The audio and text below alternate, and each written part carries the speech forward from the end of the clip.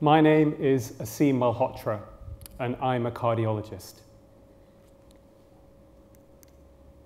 We have a healthcare crisis, a major healthcare crisis. More than 60% of the UK adult population are now overweight or obese, and perhaps more disturbingly, 1 in 3 children are in the same category by the time they leave primary school, and the trends are getting worse. Unless we act, 90% of the UK adult population are going to be overweight or obese by 2050, and it's costing the NHS billions. What's the root cause? Well, one of the major root causes, undoubtedly, is the obesogenic environment. It's become almost impossible to avoid sugary processed foods wherever you go, whether it's on the high street, whether it's in gyms, health clubs.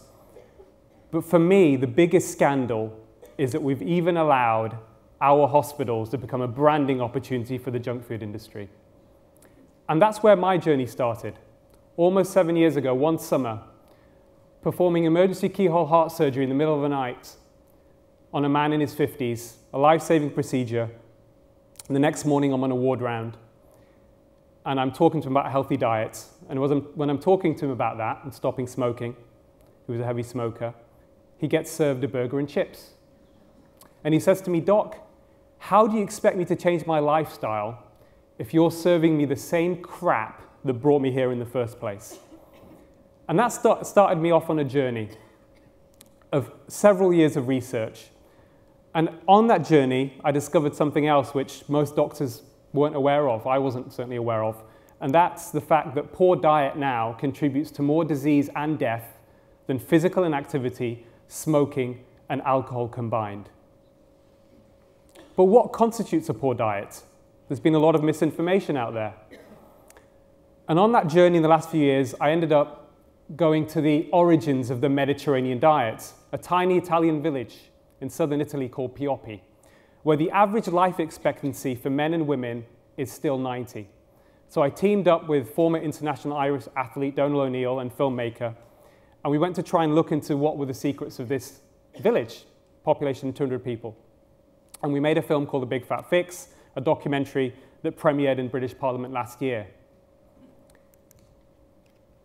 The Pioppi Diet is that fix.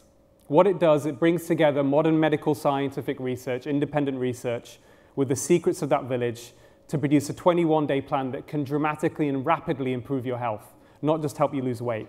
And it addresses several myths, including the Mediterranean diet has been wrongly interpreted for decades. Eating fat does not make you fat, and saturated fat does not clog your arteries. Cholesterol is actually good for you. If you're over 60, it can actually lead to a longer life. Physical inactivity and obesity is a myth. You can't outrun a bad diet.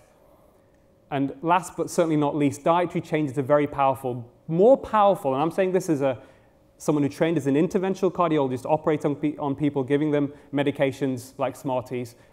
Changes in lifestyle are more powerful than any drug, both in the prevention and treatment of heart disease. Type 2 diabetes is reversible.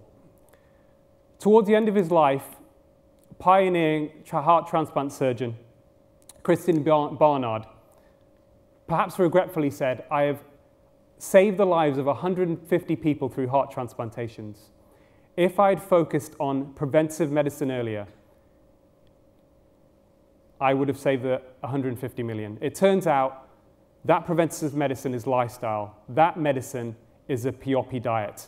If everybody in the UK adopted the Pioppi diet, we would solve our healthcare crisis within a year. Thank you very much.